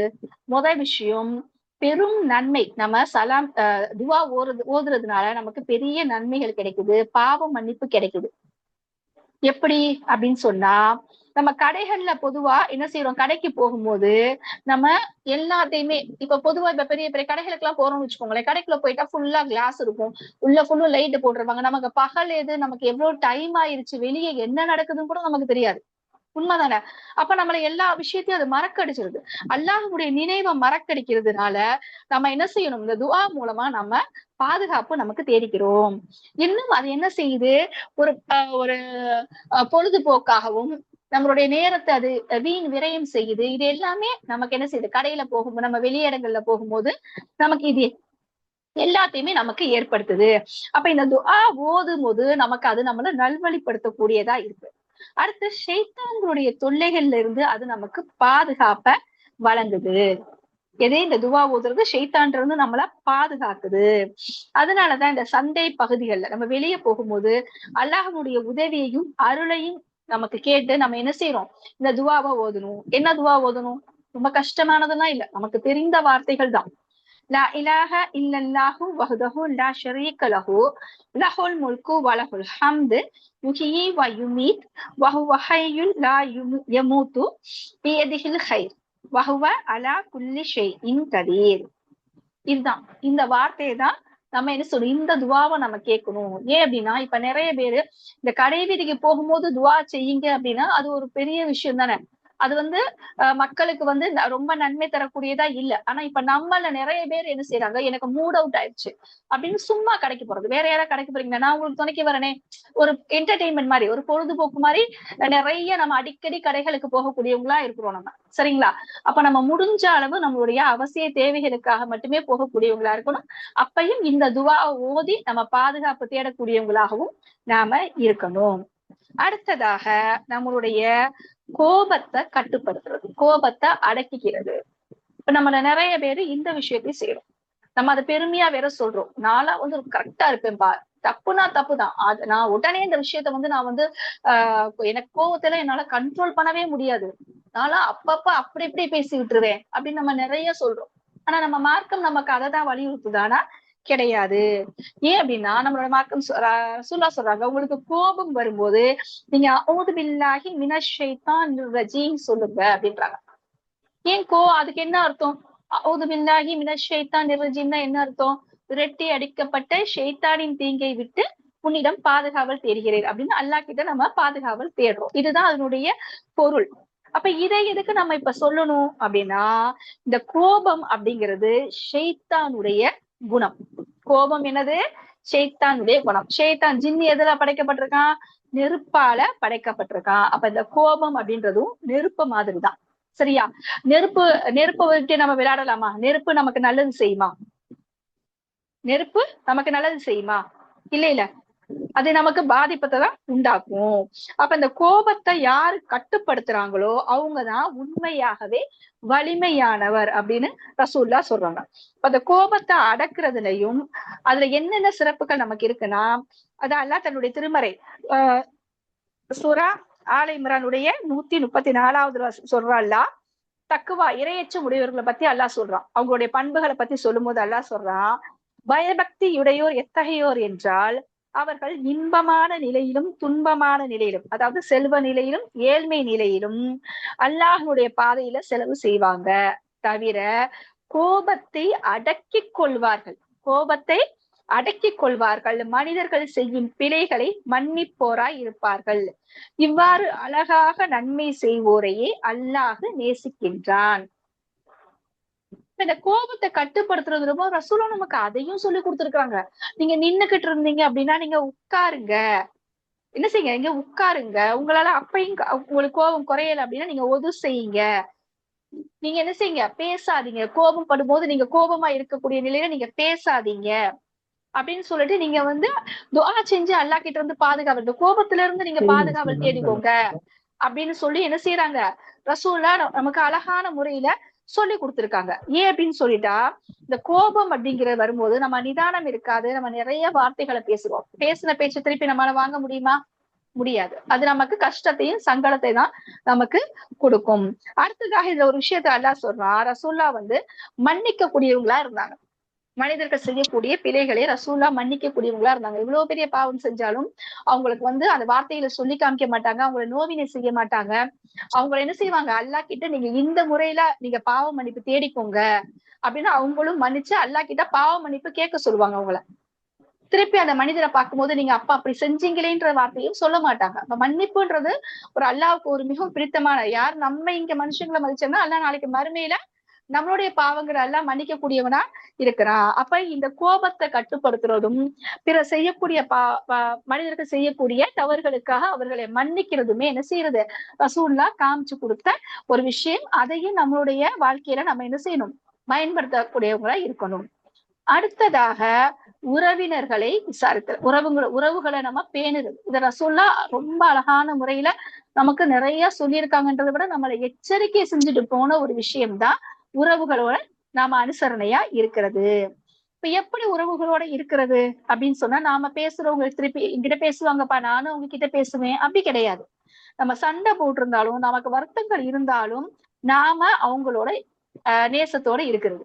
இப்ப எப்படி அவங்களோட நம்ம எல்லாம் அவங்கள உடல்நிலை சரியில்லாம இருக்காங்கன்னா நம்ம அவங்கள போய் விசாரிக்கிறது, அவங்கள பத்தி நம்ம பேசுறது, இதெல்லாமே ஏன் அப்படின்னா இந்த உறவுகளை பேணுதல் அப்படிங்கிறது ஈமானுடைய ஒரு பகுதியாகவும் கட்டாயமான கடமையாகவும் இது இருக்கு. சரிங்களா? அப்ப அல்லாஹ்வையும் மறுமை நாளையும் நம்புறவங்க தன்னுடைய உறவுகளோட சேர்ந்து வாழட்டும் அப்படின்னு ரசூல்லா நமக்கு சொல்றாங்க. எப்படி ஈமான் கொண்டவர்கள் எப்படிப்பட்டவங்க இருக்கணும், அப்ப உறவுகளோட சேர்ந்து வாழட்டும். அப்ப இதனால நமக்கு என்ன கிடைக்குது? இந்த உறவுகளோட சேர்ந்து வாழ்றது ரொம்ப கஷ்டமான ஒரு டாஸ்க் தான், நமக்கு தெரியும். ஏன் அப்படின்னா இப்ப நம்ம வீட்டுல இருக்கப்ப நம்ம பிள்ளைங்களே இருக்காங்கனாலும், நம்ம கூட பிறந்தவங்களே இருந்தாலும் நமக்குள்ளேயே நிறைய குணங்கள்ல மாறுபாடுகள் இருக்கும். நமக்கு பிடிக்காத விஷயம் நமக்கு பிடிச்சது அவங்களுக்கு பிடிக்காது, அவங்களுக்கு பிடிச்ச விஷயம் நமக்கு பிடிக்காது. இப்ப நிறைய முரண்பாடுகள் இருக்கும். ஆனாலும் நம்ம நேசமா இருப்போம். ஏன்னா என் கூட பிறந்தவர் தானே, என் புள்ள தானே, என்னுடைய கணவர் தானே, என்னுடைய அம்மா அத்தா தானே, புரியுதா? நம்மளுடைய அப்ப நெருங்கின உறவுன்றப்போ நம்ம அதை பிடிக்கலனாலும் சகிச்சுக்கிட்டு நம்ம அவங்களோட நேசமா இருப்போம். நம்ம அதே அடுத்தடுத்த உறவுகள், இரண்டாம் நிலை உள்ள உறவுகள் அப்படின்னு சொல்லும் போது நம்ம என்ன செய்ய மாட்டோம், அதை சகிச்சுக்க மாட்டோம். அதை நம்ம சகிச்சுக்காம நம்ம என்ன செய்வோம், யாஸ்மின் கான் அப்படின்றவங்க மியூட் போடுங்கம்மா, போன மியூட் போட்டுக்கோங்க. சரியா? அப்ப நம்ம அதை சகிச்சுக்க நம்ம மாட்டோம். அப்போ ஒரு விஷயத்த செஞ்சு உங்களுக்கு இதனால இவ்வளவு நன்மை கிடைக்கும்னா அது ஈஸியா இருக்குமா? அது கஷ்டம் தானே. அப்ப அந்த உறவுகளை பேணுதல் அப்படிங்கிறதும் அது அப்படிதான். அப்ப இதனால நமக்கு என்ன, இப்ப இவ்வளவு கஷ்டமான விஷயத்த நான் கஷ்டப்பட்டு என்னுடைய ரப்புக்காக, என் ரப்பு சொல்லிட்டான், என்னுடைய தூதர் எனக்கு இப்படித்தான் இருக்கணும்னு சொல்லியிருக்காங்க, நான் அதை சரியான முறையில நான் செய்கிறேன். சரி, நீங்க செய்யறதுனால உங்களுக்கு என்னென்னலாம் கிடைக்கும் அப்படின்னா, யார் உறவுகளோட பேணுதலா இருக்காங்களோ அவங்களுக்கு அவங்களுடைய வாழ்நாள் அதிகரிக்கும், அவங்களுடைய ஆயுள் அதிகரிக்கும், அவங்களுடைய செல்வம் பெருகும். அப்ப எனக்கு ஆயுள் அதிகரிக்கணும், எனக்கு செல்வம் பெருகணும்னு நான் ஆசைப்பட்டேன் அப்படின்னா நான் என்ன செய்யணும், என்னுடைய உறவுகளோட சேர்ந்து வாழணும். சூரா நிசாவுடைய முதல் வசனத்துல அல்லாஹ் சொல்றான் பாத்தீங்களா, அந்த வசனத்துல மேலும் உங்கள் இரத்த கலப்புடைய உறவினர்களையும் ஆதரியுங்கள். அல்லாஹ் சொல்றான், உடைய இரத்த உறவுகளையும் நீங்க என்ன செய்யுங்க, ஆதரியுங்கள், நிச்சயமாக அல்லாஹ் உங்கள் மீது கண்காணிப்பவனாகவே இருக்கின்றான். அல்லாஹ் எச்சரிக்கை செய்யறான், நீங்க இப்படித்தான் இருக்கணும் அப்படின்னு சொல்றான். இப்ப இதை எப்படி நம்ம பேணுறது? எனக்கு பல பிரச்சனை இருக்குங்க, உறவை பேணுதல் சொல்றீங்க, அது எனக்கு புரியுதுங்க, அல்லாவும் சொல்றாங்க, ரசூலுல்லாவும் சொல்லியிருக்காங்க, நான் அதை எப்படிங்க செய்யறது அப்படின்னா, எப்படி அப்படின்னா அவங்கள நலம் விசாரிக்கிறது. அவங்கள நலம் விசாரிக்கிறது எப்படி? உடல் ரீதியாக சென்று, அவங்க நோயாளியா இருக்காங்க, உடம்பு சரியில்லாம இருக்காங்கன்னா அவங்கள போய் பாக்குறது. அதுல யாரு நம்மளுடைய உறவினர்களை தேவை உடையவங்களா இருந்தா நம்மளால இயன்ற உதவியை அவங்களுக்கு செய்யறது. இல்ல எனக்கு பொருளாதாரமா கொடுத்து உதவி செய்யற அளவு எனக்கு இல்ல அப்படின்னா ஒரு நல்ல முறையில பேசுறது, ஆறுதலான வார்த்தைகளை அவங்களுக்கு பேசுறது. இன்னும் அவங்களுக்கு கஷ்டமான காலங்கள்ல, ஆபத்தான காலங்கள்ல அவங்களுக்கு மன ரீதியாக ஆறுதலை நம்ம கொடுக்கறது. சரியா? இதுதான் உறவுகளை பேணுதலுக்கான விஷயங்கள். சரி, இதை நான் செய்யல அப்படின்னா எனக்கு என்ன நடக்கும்? உறவுகளை யாரெல்லாம் துண்டிக்கிறாங்களோ அவங்களுக்கு அல்லாஹுவால் சபிக்கப்பட்ட செயலாகவும் பெரும் பாவம்னு குர்ஆன் நமக்கு எச்சரிக்கை செய்யும். அல்லாஹ் சபிக்கிறா. எப்படி அப்படின்னு சொன்னா, சூரா முஹம்மதுடைய 22, 23வது வசனத்துல அல்லாஹ் சொல்றான், பதிலுக்கு பதில் உறவாடுகின்றவர் உண்மையில் உறவை பேணுகின்றவர் அல்ல. அவங்க என் வீட்டுக்கு வருவாங்க, நான் அதனால அவங்க வீட்டுக்கு போவேன். அவங்க என்னை பார்த்து சிரிப்பாங்க, நான் அதனால அவங்கள பார்த்து சிரிப்பேன். அவங்க என்கிட்ட பேசுவாங்க, அதனால நான் அவங்க கிட்ட பேசுவேன் அப்படின்றது கிடையாது. மாறாக உறவு முறிந்தாலும் அந்த உறவுடன் இணைந்து யார் இருக்காங்களோ அவங்கதான் உறவை பேணுபவர். நம்ம அதுக்கான முயற்சி எடுத்துக்கிட்டே இருக்கணும். அவங்க நம்ம உறவு முறிக்கிறாங்கனாலும் நம்ம என்ன செய்யணும், அதற்காக முயற்சி எடுத்துக்கிட்டே இருக்கணும். இதுதான் ரசூல்லா நமக்கு சொல்றாங்க. அதுக்கு அடுத்த விஷயம் என்ன அப்படின்னா, தூங்குவதற்கு முன் ஒது செய்வது நம்ம ஏற்கனவே பார்த்தோம். அப்ப தூங்குறதுக்கு முன்னாடி ஒது செஞ்சுட்டு ரசூல்லா ஒரு விஷயத்த தொடர்ச்சியாக செய்யக்கூடியவங்களா இருந்தாங்க. குல் சூறாவை 3 குல் சூறாவையும் ரசூல்லா ஓதக்கூடியவங்களா இருந்தாங்க. ஆயிஷா ரலியல்லாஹு அன்ஹா அவங்களுடைய ஹதீஸ்ல நமக்கு அவங்க அறிவிக்கிறாங்க, ரசூல்லாவுடைய அந்த இறுதி காலத்துல ரசூல்லா முடியாம இருக்கும்போது ஆயிஷா ரலியல்லாஹு அன்ஹா இந்த 3 சூறாவையும் அவங்க ஓதி ரசூல்லாவுடைய கைகள் பரக்கத் வேண்டி ரசூல்லாவுடைய கைகள்ல ஊதி ரசூல்லாவுடைய கைகளை கொண்டே அவங்களோட உடல்ல தடவக்கூடியவங்களா இருந்தாங்க. ஏன் அப்படின்னா ரசூலா இதை தொடர்ச்சியாக பின்பற்றினாங்க. ரசூலா 3 குல் சூறாவையும் ஓதி அவங்களுடைய தலை முதல் கால் வரை பாதம் வரை அவங்க 3 முறை தடவக்கூடியவங்களா இருந்தாங்க. அப்ப இதுவும் ஒரு சுன்னா. நம்ம இத தொடர்ச்சியா நம்ம செய்யணும். அடுத்தது சாப்பாடு விஷயத்துல உணவை விமர்சிக்கிறது. நமக்கு ஒரு விஷயம் செய்யறாங்க, வீட்டுல செய்யறாங்க அப்படின்னா, ஒருத்தவங்க செஞ்ச சாப்பாடு அப்படின்னா அதை நம்ம குறை சொல்லக்கூடாது. ரசூல்லாவுக்கு ஒரு பழக்கம் இருக்கு. ரசூல்லா என்ன செய்வாங்களாம், சாப்பாடை ஒருபோதும் குறை சொல்ல மாட்டாங்களாம். அவங்களுக்கு பிடிச்சதுன்னா சாப்பிடுவாங்களாம், பிடிக்கலைன்னா அதை விட்டுருவாங்களாம். மத்தபடி அவங்க என்ன செய்ய மாட்டாங்க, குறை கூற மாட்டாங்க. அடுத்த விஷயம் என்ன அப்படின்னா, அல்லாஹுவுக்கு நன்றி செலுத்துறது. இது ரசூலா நமக்கு சொல்லி கொடுத்த வழிமுறை. ஆனா இதை நம்ம நிறைய பேர் நம்ம செய்யறது. நம்ம லைஃப்ல நமக்கு ரொம்ப சந்தோஷமான விஷயம், ஒரு எதிர்பார்த்த ஒரு விஷயம் கிடைச்சிச்சுன்னா நம்மளுடைய வார்த்தையில மார்க்கம் தெரிந்தவர்களுக்கு முதல் வார்த்தையா அல்ஹம்துலில்லாஹ் அப்படின்னு நம்ம சொல்லுவோம். அதுக்கப்புறம் நம்மளுடைய கவனம் எங்க போயிரும், நம்ம அதை செலிப்ரேட் பண்ண ஆரம்பிச்சிருவோம். நம்ம நல்லா சமைச்சு சாப்பிடுவோம், இல்லாட்டி வெளியே போவோம், ட்ரீட் கொடுக்குறோம், அந்த மாதிரி நம்ம செய்வோம். ஆனா ரசூல்லா என்ன சொல்றாங்கன்னா, நல்ல செய்தி அவங்களுக்கு ரசூல்லாவுக்கு கிடைக்கும் போதெல்லாம் ரசூல்லா அல்லாவுக்கு நன்றி செலுத்துற விதமா அல்லாவுக்கு சஜிதா செய்வாங்க. சஜிதா சக்கூர் சொல்றாங்க, அதுதான் அல்லாஹுக்கு நன்றி செலுத்துற விதமா சஜிதா செய்வாங்க. அதையும் நம்ம இன்ஷா அல்லாஹ் பின்பற்றக்கூடியவங்களா இருக்கணும். அடுத்ததாக ஒரு சுன்னா என்ன அப்படின்னு சொன்னா, மற்றவர்களுக்காக துஆ செய்யக்கூடிய, மற்றவர்களுக்காக நாம் செய்யக்கூடிய துஆ. ரசூல்லா அதை செஞ்சிருக்காங்க. எப்படின்னா ரசூலா சொல்றாங்க, எந்த ஒரு முஸ்லிம் மற்றொரு முஸ்லிம்காக அவர் இல்லாத நேரத்துல துஆ செய்யறாங்களோ அவருக்கு வானவர்கள் மலக்குமார்கள் உங்களுக்கும் அவ்வாறே ஆகட்டும் அப்படின்னு சொல்றாங்க. இவ்வளவு பெரிய விஷயம் இல்ல இது. நாம பிறருக்காக துஆ செய்யக்கூடியவங்களா இருக்கணும். பிறருக்காக துஆ செய்யறோம் அப்படின்னு சொன்னா நம்மளுடைய உறவுகள், நம்மளுடைய குடும்பத்தார்கள் தவிர்த்து நம்ம சுத்தி உள்ள பார்க்கக்கூடிய நிறைய உலகத்துல உள்ள பகுதிகள்ல கூட்டம் கூட்டமாக இஸ்லாத்தை ஏற்றுக்கொண்ட மக்கள் நோவினை செய்யப்படுறாங்க இல்லையா, அவங்க எல்லாருக்காகவும் நம்ம என்ன செய்யணும், துஆ செய்யக்கூடியவங்களா இருக்கணும். அடுத்ததாக இபாதாவுல வந்தோம் அப்படின்னா லுஹா தொழுகை, சுன்னத்தான லுஹா தொழுகை. எதுக்காக இந்த தொழுகையை பத்தின நிறைய விஷயங்கள் நமக்கு தெரியும். ரசூல்லா இந்த தொழுகையை தொடர்ச்சியாக தொழுதிருக்காங்க. இன்னும் சஹாபாக்கள் சிலருக்கும் ரசூல்லா அதை வலியுறுத்தவும் செஞ்சிருக்காங்க.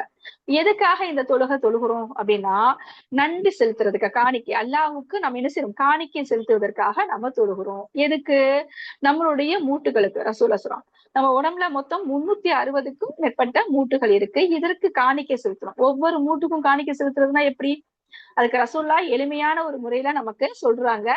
இந்த லுஹா தொழுகை மூலமா 360 மூட்டுகளுக்கு தர்மம் செய்த நன்மையை தருவதாகவும், பாவ மன்னிப்பு சுவனத்துல இன்னும் வாஜிபான சுண்ணத்தான தொழுகை, இந்த ஒரு தொழுகை சுண்ணத்தான தொழுகையில நமக்கு என்ன கிடைக்குது, 360 மூட்டுகளுக்கும் நம்ம காணிக்கை செலுத்துற நன்மை கிடைக்குது.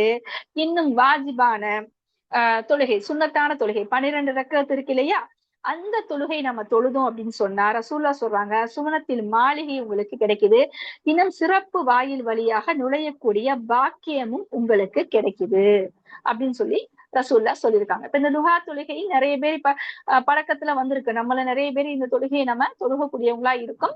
அது நமக்கு நிறைய நன்மையை தரக்கூடியதாகவும் இருக்குது. அதுக்கு அடுத்த விஷயம் என்ன அப்படின்னா, நம்மளுடைய காலணியை நம்ம அணியிறது, செருப்பு அணியிறது. இது ரொம்ப அற்பமா நினைக்கக்கூடிய ஒரு விஷயம் தான். ஆனா ரசூலா அதுல நிறைய விஷயங்களை ஃபாலோ பண்ணியிருக்காங்க.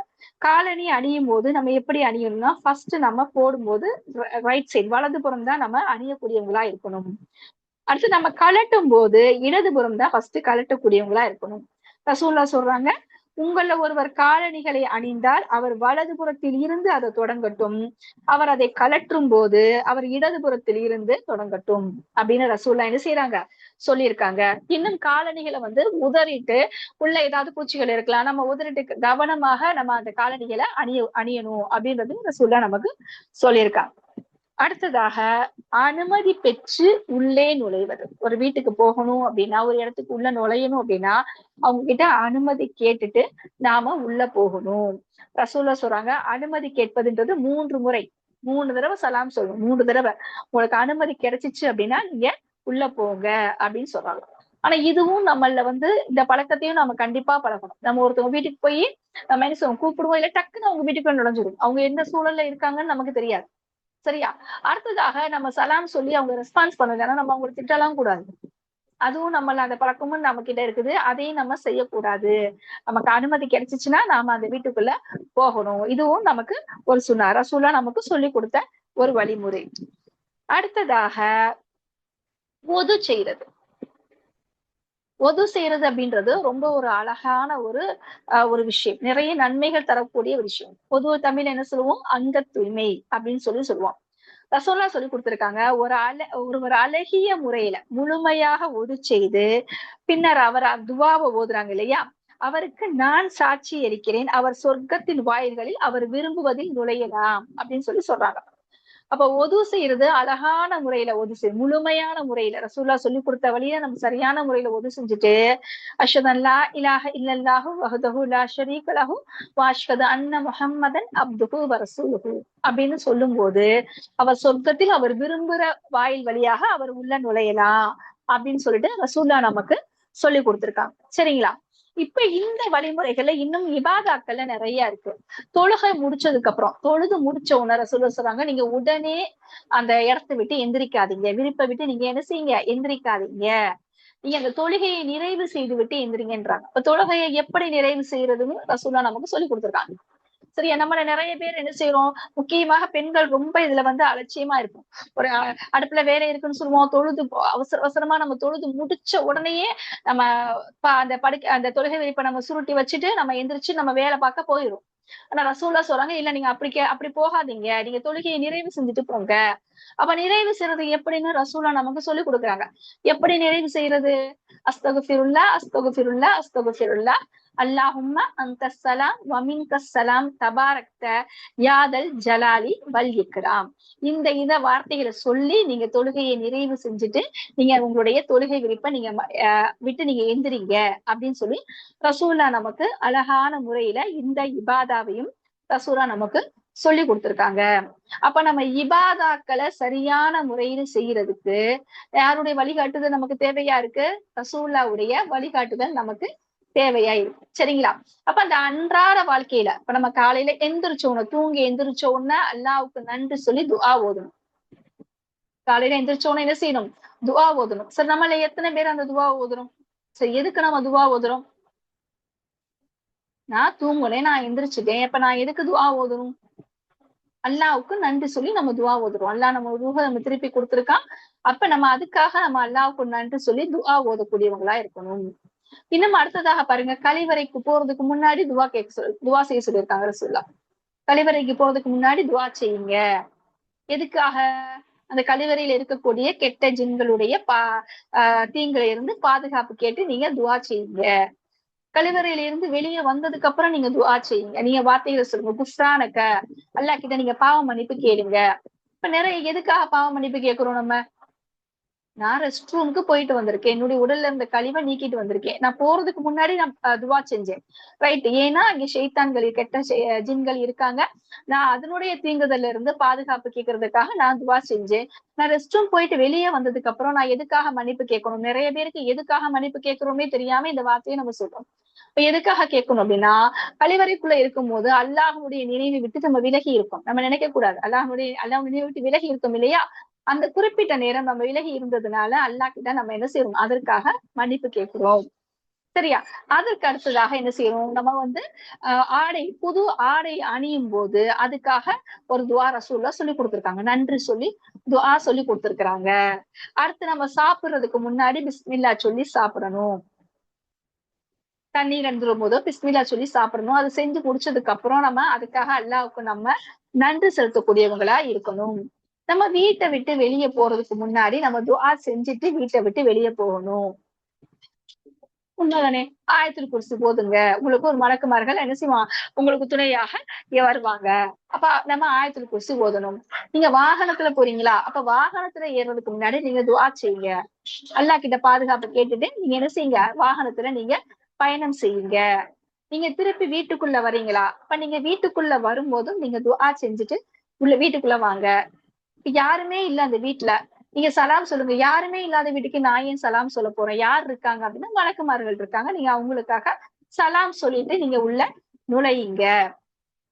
அப்ப இந்த மாதிரி நிறைய சுண்ணாக்கள் இருக்கு. நிறைய ரசூலா நமக்கு சொல்லி கொடுத்திருக்காங்க. அன்றாட வாழ்க்கையில நம்ம பின்பற்றக்கூடிய சுண்ணாக்கள் நிறைய இருக்கு. அப்ப இந்த சுண்ணாக்களை எல்லாம் சரியான முறையில நாம செய்யணும். ஏன் இதெல்லாம் செய்யணும்? காலையில எந்திரிச்சதுல இருந்து ராத்திரி தூங்குற வரை ஒவ்வொன்னுக்கும் துவா ஓதிக்கிட்டே இருக்கணுமா? ஏன் இதெல்லாம் செய்யணும் அப்படின்னா, நாம எப்பயுமே அல்லாஹ்வை நினைவு கூறக்கூடியவங்களா இருக்கணும். அல்லாஹ்வை அதிகமாக நினைவு கூறக்கூடியவங்களாவே நம்ம இருக்கணும். எப்பயுமே அல்லாஹ்வுடைய சிந்தனையிலேயே நம்ம இருக்கணும். அது அல்லாஹ் நேசிக்கிறான். எந்த ஒரு அடியான் அல்லாஹ்வுடைய சிந்தனையிலே இருக்கிறானோ அவன் அல்லாஹ் நேசிக்கிறான். 2வது அப்படிப்பட்ட அடியானுடைய ஈமான் உறுதியானதா இருக்கும். ஈமான் கூடும் குறையும். உண்மை ரசூலா சொல்லியிருக்காங்க இல்லையா? அப்ப ஈமான குறைய விடாம வச்சுக்கிறதுனா எப்படி வச்சுக்க முடியும்? அப்ப அல்லாஹ்வை நினைவு கூறுவதால மட்டும்தான் நம்ம ஈமான குறைய விடாம நம்ம வச்சுக்கலாம். அப்ப அல்லாஹ்வை எப்படி எப்படி நம்ம வந்து நினைவு கூறிக்கிட்டே இருக்கிறது? அப்ப நான் தொடர்ச்சியா தொழுதுகிட்டே இருக்கணும். நான் குர்ஆன் ஓதிக்கிட்டே இருக்கணும்னா அது மட்டும் இல்ல. அவ்வளோ இல்ல. இலகுவான முறையில ரசூலா சொல்லிக் கொடுக்குறாங்க. நீ காலை எந்திரிச்சது நீ ஒவ்வொரு செயலுக்கும் அல்லாஹ்வை நினைவு கூறு. செயலை செய்யறதுக்கு முன்னாடி நீ அல்லாஹ் நினைவு கூறி அந்த செயலை ஆரம்பம் செய். அதை செஞ்சு முடிச்சதுக்கு அப்புறம் நீ அல்லாஹ்வுக்கு நன்றி சொல்லு. அப்ப நம்ம யோசிச்சு பாருங்களேன். அப்ப நம்ம மார்க்கம் சொல்ற மாதிரி காலையில தூங்கி எந்திரிச்சதுல இருந்து நைட்டு தூங்குறது வரை நம்ம என்ன செய்யறோம்? நம்ம அல்லாஹ்வை நினைவு கூறிக்கிட்டே இருக்கோம். இன்னும் ரசூலா சொல்லி காமிக்கிறாங்க, நீங்க நைட்டு முழிச்சுட்டீங்க, தூங்கிட்டு இருக்கீங்க, திடீர்னு உங்களுக்கு முழிப்பு வந்துருச்சா? நீங்க வேஸ்ட் பண்ணாதீங்க. நீங்க உடனே நீங்க என்ன செய்யுங்க? திக்ர் ஓதுங்க. இந்த திக்ரை நீங்க ஓதுங்க. ஓதிட்டு நீங்க என்ன கேட்டாலும் அல்லாஹ் உங்களுக்கு நன்மையாக்கி வைப்பான். அதுக்கும் நமக்கு ரசூலா சொல்லி கொடுக்குறாங்க. அப்ப நம்ம 24 மணி நேரமும் நாம நம்மால இயன்ற அளவு நம்மளுடைய செயல்கள் மூலமாக இபாதாக்கள் மூலமாக மட்டும் இல்லாம நம்மளுடைய அன்றாட செயல்கள் மூலமாகவும் நம்ம அல்லாஹ்வை நினைவு கூறிக்கிட்டே இருக்கலாம். இப்ப எவ்வளவு பெரிய விஷயம் இல்ல இது? நம்ம நினைச்சுக்கிட்டு இருக்கோம் இபாதாக்கள் அப்படின்னா அது மட்டும்தான் இபாதாக்கள். இல்ல. சின்ன சின்ன விஷயங்கள்ல கூட நம்ம அன்றாட செயல்கள்ல கூட அல்லாஹ்வை நினைவு கூறிக்கிட்டே இருக்கணும். அப்ப இந்த மாதிரி செய்யறதன் மூலமாக என்ன நினைக்குது அப்படின்னா நம்ம அல்லாஹ்வுடைய நெருக்கத்தை பெறக்கூடியவங்களா இருப்போம். அல்லாஹ்வுடைய நேசத்தை பெறக்கூடியவங்களா நாம இருப்போம்.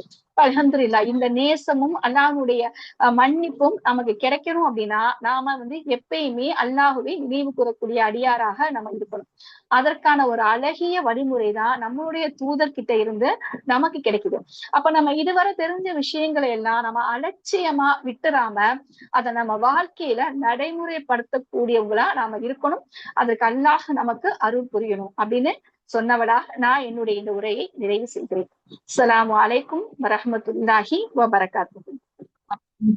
வலைக்கும் ஸலாம் வரஹ்மத்துல்லாஹி வபரகாத்துஹு. அல்ஹம்துலில்லாஹ். அல்லாஹ்வுடைய கிருபையில வேகமா வாழ்ந்துட்டு இருக்க உலகத்துல நம்ம இருக்கோம். அப்படிதானே? எவ்வளோ வேகமா முடியுமோ அவ்வளோ வேகமா நகர்ந்து போயிட்டே இருக்கோம். காலையில எழுந்ததுல இருந்து படுக்க போற வரைக்கும் நம்மளுடைய வாழ்க்கை எப்படி போயிட்டு இருக்கு? அதிவேகமா போகுது. என்ன வேலை செய்யறோம், என்ன சாப்பிடுறோம், எதுக்காக இந்த வாழ்க்கை அப்படிங்கிறத பத்தி சிந்திக்க கூட நமக்கு நேரம் இல்லாத அளவு வேகமா நம்மளுடைய வாழ்க்கை போகுது. இன்னும் இந்த ரமலான உதாரணமா எடுத்துக்கிட்டா கூட முதலாவது நோன்பு இப்பதான் வச்ச மாதிரி இருக்கு. இது வரைக்கும் நம்ம கடந்து வந்த ரமலான்கள்லயே இது கொஞ்சம் வேகமா போற மாதிரி ஒரு உணர்வு. அதுக்குள்ள 6 நோன்பு முடிஞ்ச 7வது நோன்புக்கு வந்து நம்ம தயாராயிட்டு இருக்கோம் அப்படின்னா எங்க போயிட்டு இருக்கோம்? நம்ம என்ன செஞ்சுட்டு இருக்கோம்? இந்த உலகத்துல நபி ஸல்லல்லாஹு அலைஹி வஸல்லம் அவங்களுடைய சின்ன சின்ன சுண்ணாக்களை அன்றாட வாழ்க்கையில நம்ம எவ்வளவு விஷயங்களை மறந்து அதை பின்பற்றாம வாழ்ந்துட்டு இருக்கோம் அப்படிங்கிறத பத்தி அழகா நமக்கு எடுத்துரைத்தாங்க ஆலிமா. ஜஸாக்கல்லாஹு கைரன் கசீரா. நிறைவு பண்றதுக்கு முன்னாடி ஒரு சின்ன கேள்வி. இவ்வளவு நேரம் இந்த உரை கேட்டுட்டு இருந்தீங்கல்ல, ஒரு சின்ன கேள்வி நீங்க சாட்ல வந்து நீங்க ஆன்சர் பண்ணலாம். எதுக்காக நபி ஸல்லல்லாஹு அலைஹி வஸல்லம நம்ம பின்பற்றணும்? ஏன்னா, இப்ப இவங்க சொன்ன இந்த நடைமுறைகள் எல்லாமே காலையில தூங்கி எந்திரிக்கும் போது உங்களுடைய மூக்க 3 முறை கழுவணும். ரசூலுல்லாஹ் கழுவுனாங்க. நீங்க கழிவறைக்கு போகும்போது, அ உள்ள நுழையும்போது இடது கால்ல போகணும் எடுத்து வச்சு போணும். வெளியில வரும்போது வலது கால எடுத்து வச்சு வரணும். குஃப்ரானக்கன்னு சொல்லிட்டு தான் நீங்க வெளியில வரணும். செப்பல் போடும்போது வலது கால நுழைக்கணும். இதெல்லாம் ஒரு அற்பமான சின்ன சின்ன விஷயங்கள். நமக்கு இதெல்லாம் கேட்கும்போது தோணலாம், ஏன் ஒரு ஒரு மனிதன் வாழ்றதுக்கு அடிப்படையா செய்யக்கூடிய ஒரு நாள நகர்த்துறதுக்கு கூடிய அடிப்படையா இருக்கக்கூடிய விஷயங்கள் கூட அவனுடைய விருப்பப்படி அவன் செய்யக்கூடாதா? ஏன் நான் தூங்கி எந்திரிச்ச உடனே ஒரு காஃபி குடிக்க கூடாதா பிரஷ் பண்ணாம? ஏன் நான் ரெஸ்ட் ரூம் போகும்போது என்னோட மொபைல் எடுத்துட்டு போகக்கூடாதா? ஏன் நான் வெளியில போகும்போது நான் ரிலாக்ஸா எந்த துவாவும் ஓதாம எல்லாருக்கும் பாய் சொல்லிட்டு நான் ரொம்ப ரிலாக்ஸா நான் வீட்ட விட்டு வெளியில போகக்கூடாதா? தூங்க போகும்போது ஏன் நான் கொஞ்ச நேரம் என் மொபைல வச்சுட்டு இஸ்லாமிக் சம்பந்தமாவோ இல்ல உலக விஷயங்கள் சம்பந்தமாவோ நான் ரீல்ஸ் பார்த்துட்டு படிக்க கூடாதா? இப்படி சின்ன சின்ன விஷயங்களுக்கு கூட இஸ்லாம் வழிகாட்டுதா? ரசூலுல்லாஹ்வ பின்பற்றணும்னு சொல்லுதா? அப்படின்னு தோணலாம். இதுல கூடவா நம்ம நபி ஸல்லல்லாஹு அலைஹி வஸல்லம் அவங்க பின்பற்றணும் அப்படின்னு தோணும். அதனாலதான் இந்த கேள்வி. எதுக்காக ரசூலுல்லாஹ்வ நம்ம பின்பற்றணும்? இம்மைக்கும் மறுமைக்கும் நமக்கு நன்மை தரும் விஷயம். அல்லாஹ் குர்ஆன்ல ரசூலுல்லாஹ்வ பின்பற்ற சொன்னதால ஒரு இபாதத். அதனால இதெல்லாம் ஒரு இத்தாஅத் ஓகே. நம்முடைய வழிகாட்டி. ஓகே. வேற எதுக்காக? உரையுடைய ஆரம்பத்துல சொன்னாங்க. நினைவிருக்கா? அனைத்தும் நன்மைகள் நிறைந்து இன்மை மறுமை வெற்றி. ஈமான்ல ஒரு அம்சம். அவர்களின் பரிந்துரை கிடைக்கும். நபி வழி. ஓகே மாஷா அல்லாஹ். எல்லாருமே நெறைய ஆன்சர் அத ஒட்டி கொண்டு வரீங்க. ஒரு முக்கியமான ஒரு ஒரு பதில் இருக்கு. உரையுடைய ஆரம்பத்துல சொன்னாங்க. ஒரு குர்ஆன் வசனத்த சொல்லி சொன்னாங்க. உடலுக்கு ஆரோக்கியம், சொல் செயல். ஓகே அல்ஹம்துலில்லாஹ். ஏன் ரசூலுல்லாஹ்வ நம்ம பின்பற்றணும்? உரையுடைய ஆரம்பத்துல ஒரு குர்ஆன் வசனம் சொல்லி சொன்னாங்க. அதுல என்ன என்ன அதனுடைய தமிழாக்கம் சொன்னாங்க?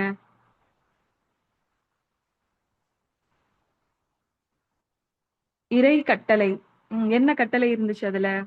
சரி, நான் அதிகமா கேள்வி கேட்கல. நான் விடைக்கு வந்துடுறேன். அல்லாஹ் தன்னுடைய திருமறை குர்ஆன்ல என்ன சொன்னா? நீங்கள் என்னுடைய அன்பை பெறக்கூடிய மனிதர்களா நீங்க மாறணும் அப்படின்னா, என்னை பின்பற்றுங்கன்னு தூதரே நீங்க சொல்லுங்க. நீங்க என்னை பின்பற்றினால் அல்லாஹ்வுடைய அன்பை பெறலாம். இதுதான் ரசூலுல்லாஹ்வ பின்பற்றதுக்கான ஒரு முக்கியமான நோக்கமே என்ன? இந்த கான்செப்ட்டே எதுக்காக அப்டின்னா, எல்லாருமே அதுக்காக தான வாழ்றோம். அல்லாஹ்வுடைய அன்ப பெற்ற அடியானா நான் மாறிறணும். என்னுடைய ஒரு தொழுகையாவது அல்லாஹ்வோட அன்ப பெற்றுக் குடுத்துறாதா? என்னுடைய இந்த அமல் அல்லாஹ்வுடைய பார்வைய என் மேல பட வச்சுறாதா? என்னுடைய இந்த தஹஜ்ஜத் அல்லாஹ்வ என்ன நோக்கி திரும்பி பார்க்க வச்சுறாதா? அல்லாஹ்வ நோக்கி நான் எடுத்து வைக்கிற ஒவ்வொரு அடிக்கும் இறைவன் என்ன நோக்கி ஓடி வந்துர மாட்டானா? நான் அல்லாஹ்வுக்கு நெருக்கமானவனா ஆயிர மாட்டானா? நான் அல்லாஹ்வுடைய அன்புக்குரியவளா ஆயிர மாட்டேனா? அப்படிங்கிறது தான் நம்ம எல்லாருடைய ஏக்கமுமே. அதுக்காக தான் நம்மளுடைய வாழ்வ வாழ்றோம். அல்லாஹ் குர்ஆன்ல சொல்றான், உங்களுக்கு அப்படிப்பட்ட என்னுடைய அன்பு வேணுமா? நான் நேசிக்கிற மனிதனா நீங்க மாறணுமா? அப்படின்னா, இந்த தூதர நீங்க பின்பற்றுங்க அப்படின்னு சொல்லி சொல்றான். ஏன் அல்லாஹ் தூதர பின்பற்ற சொல்றான்னா, அவருடைய வாழ்க்கை முஹம்மது நபி ஸல்லல்லாஹு அலைஹி வஸல்லம் அவர்களுடைய வாழ்க்கை அல்லாஹ்வுக்கு பிடித்தமான வாழ்க்கையா இருந்தது. அல்லாஹ் எதெல்லாம் குர்ஆன்ல நேர்வழி காட்டியா சொன்னானோ, அது எல்லாமே நபி ஸல்லல்லாஹு அலைஹி வஸல்லம் அவங்களுடைய வாழ்க்கையா இருந்தது. குர்ஆனா நபி ஸல்லல்லாஹு அலைஹி வஸல்லம் அவங்க வாழ்ந்தாங்க. அதனால தான் அல்லாஹ் சொல்றான், இவங்கள பின்பற்றுங்க, என்னுடைய அன்பு உங்களுக்கு கிடைக்கும். வேற எதுக்காக நம்ம நபி ஸல்லல்லாஹு அலைஹி வஸல்லம் அவங்கள பின்பற்றணும்? யோசிச்சு பாருங்களேன். சுன்னாவ நம்ம மறந்துட்டோம். இதெல்லாம் நம்ம செய்றதே இல்ல. ஏன் செய்யணும் அப்படின்னு நம்ம யோசிக்கும்போது தான் அதுல இருக்க உணர்தல நம்மளால புரிஞ்சுக்க முடியும். ஏன் செய்யணும்? அல்லாஹ்வுடைய அன்பு கிடைக்க. 2வதா நம்ம ஏன் செய்யணும் அப்படின்னா, அவங்க மேல இருக்க அன்ப வெளிப்படுத்த. நம்ம நபி ஸல்லல்லாஹு அலைஹி வஸல்லம் அவங்கள நேசிக்கிறோம் அப்படிங்கிறத வெளிப்படுத்துறதுக்காக நம்ம அவங்கள பின்பற்றியே ஆகணும்.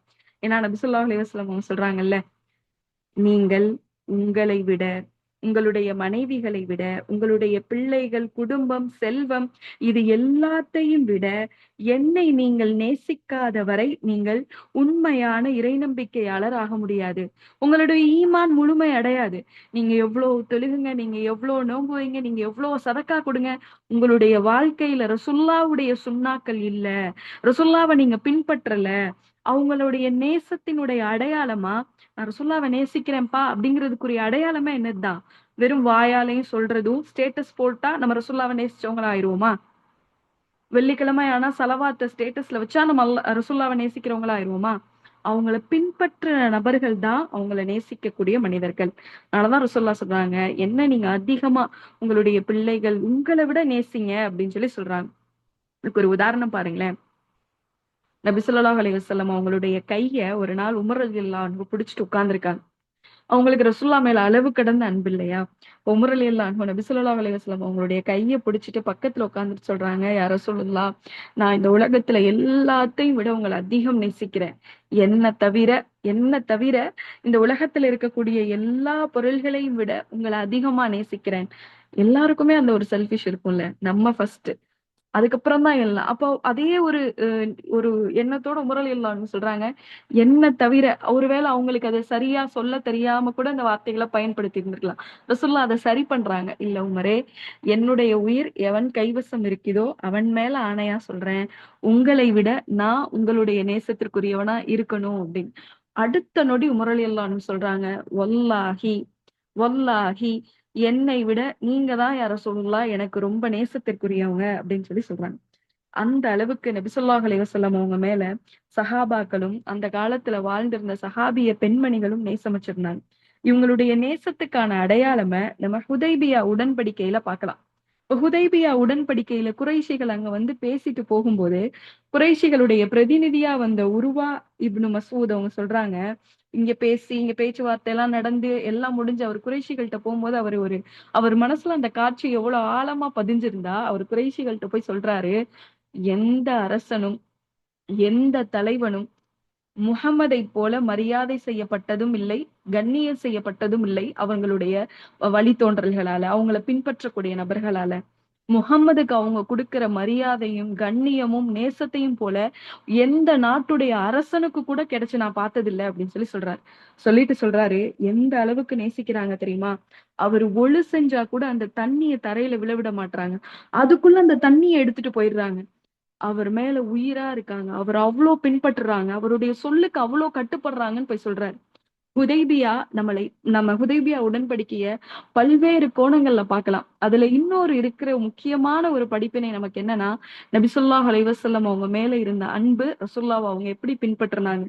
ஏன்னா அவங்க உம்ராவுக்காக அவங்க கிரியைகளை நிறைவேற்றுறதுக்காக வர்றாங்க. ஆனா குறைஷிகள் உள்ள விட மாட்றாங்க. அப்போ அங்க ஒரு ஒரு டீலிங் நடக்குது. ஒரு அக்ரிமெண்ட் போடுறாங்க. அந்த அக்ரிமெண்ட்ல பார்த்தா அது வெளிப்படையா அந்த வார்த்தைகளை பார்த்தாலே தெரியுது. முஸ்லிம்கள் ஏதோ பயந்து அவங்க சொல்ற எல்லா கண்டிஷனுக்கும் சரி அப்படின்னு போற மாதிரி அதுல வார்த்தைகள் இருக்கு.